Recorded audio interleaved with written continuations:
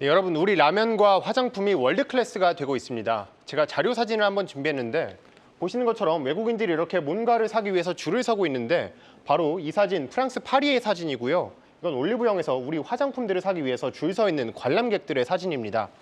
네, 이번 달 라면 수출액은 전년 대비 43%나 늘었고요. 화장품도 역대 최고치를 기록했습니다.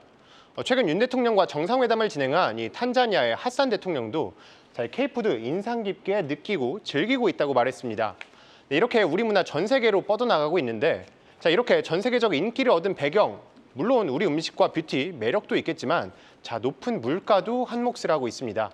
최근 오펙 플러스는요, 이 원유의 감산을 내년 말까지 연장하겠다라고 밝혔습니다.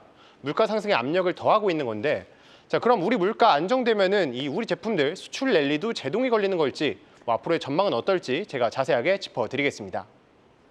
네, K푸드, K화장품 해외에서 날개도 치는 듯 팔려나간다는 게 가장 최신 데이터로 확인이 됐습니다. 지난달 수출 데이터가 나온 거잖아요? 네, 어떻게 맞습니다. 나왔어요?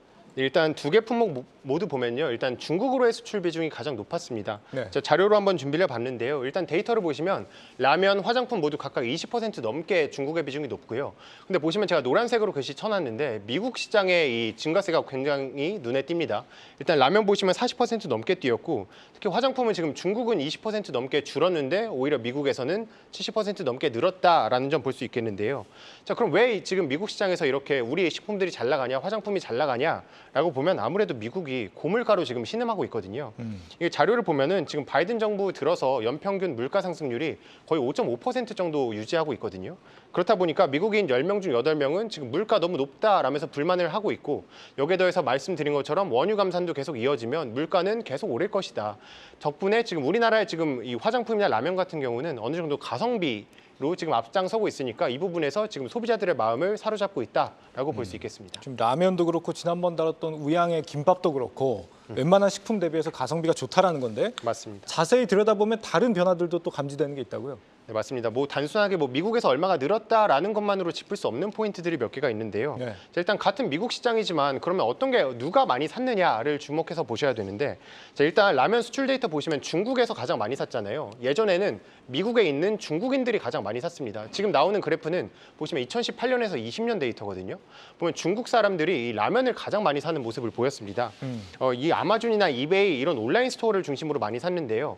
사실 미국은 이 온라인 스토어보다는 오프라인 매장이 중요하거든요. 네. 최근엔 이 점이 많이 바뀌고 있다는 걸 주목하셔야 되는데 월마트나 코스트코 이런 데에서도 우리 식품이 많이 나가고 있고 특히 월마트 같은 경우에는 라면이 원래 아시아 식료품 이런 코너에 있었는데 매대가 바뀐다고 합니다. 이제는 주류 섹션에 이렇게 매대가 살펴지니까 그만큼 미국 시장에서 우리 라면의 입지도 점점 더 탄탄해지고 있다라는 점 짚어볼 수 있겠고요.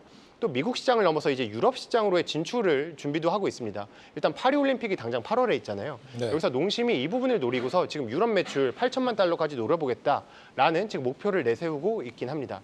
다만 한 가지가 좀 다른 게요. 미국은 조금 식품에 열려 있는 게 있긴 한데 유럽은요 아무래도 프랑스 파스타, 이탈리아 피자 되게 자부심이 많은 곳이란 말이에요.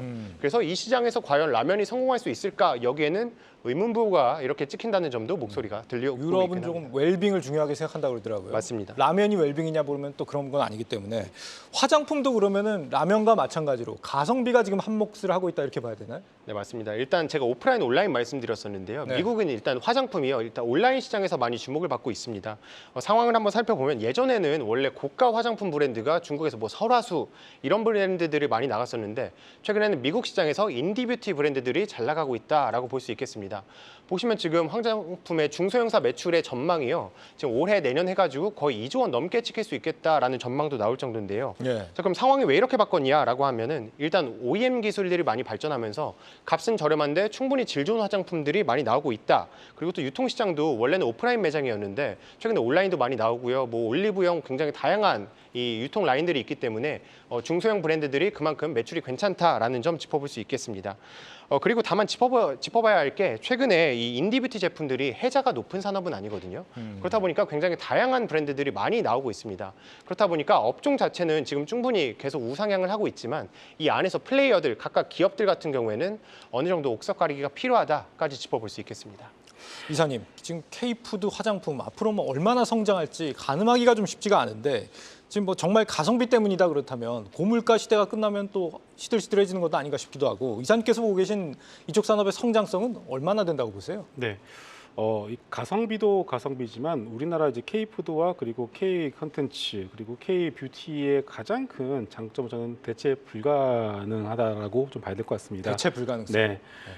이 삼양식품의 불닭볶음면을 대체할 수 있는 제품이 뭐 없지 않겠습니까? 물론 만들면 만들 수 있겠습니다만은 이미 브랜드 파워가 이미 만들어진 상황이고요. 그리고 K-뷰티 역시도 마찬가지입니다. 최근에 C-뷰티라는 단어가 나오더라고요. C-뷰티요. 차이나 뷰티. 네. 차이나 이제 중국도 이제 자체적으로 화장품을 만들다 보니까 차이나에서 만들어진 중국에서 만들어진 그런 화장품들이 우리나라 화장품을 대체할 수도 있다라는 어떤 그런 얘기들도 슬슬 나오는데 네. 서번 뷰티 유튜버들의 얘기를 종합을 해보면 아직까지 멀었다라는 것이 종합된 의견입니다. 네. 결국 이제 대체 불가능하다라는 그런 관점에서 봤을 때 당분간 이 흐름 자체는 쉽게 꺾이지는 않을 것 같다라고 좀 봐야 될 것 같고요.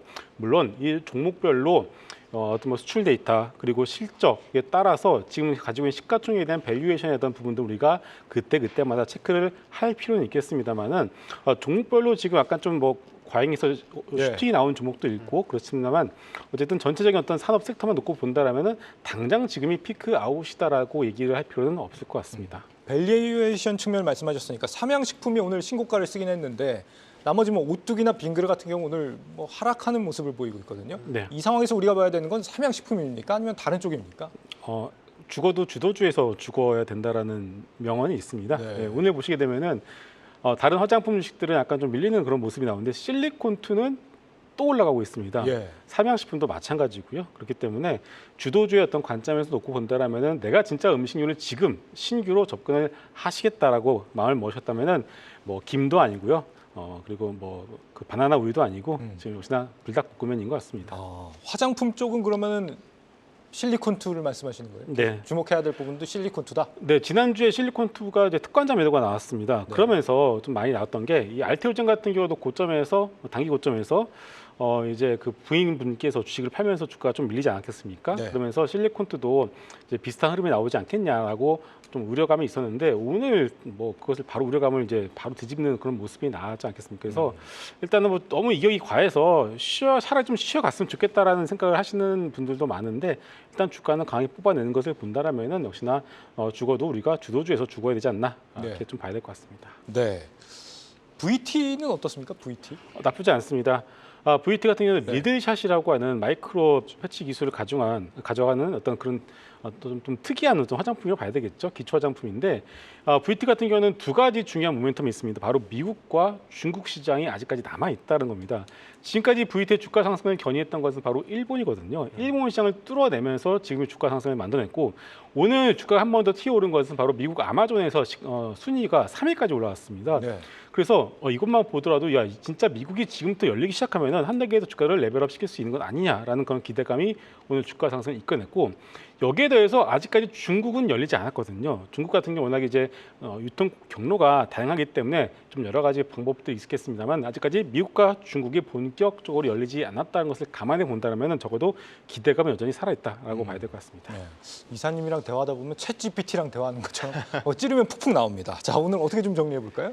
네, 오늘 최근에 뭐 외국인의 사랑에 힘입어서 라면이나 화장품이 잘 나가고 있기 때문에 이 외국인의 사랑이라는 노래 가사에 맞춰서 제가 준비를 해봤습니다. 라면 굿이에요, 화장품 그레이트해요로 마무리하겠습니다. 네. 계속해서 다양한 경제 이슈를 알고 싶다면 구독과 좋아요, 알림 설정 부탁드립니다. AI 캐스터 권미정이었습니다.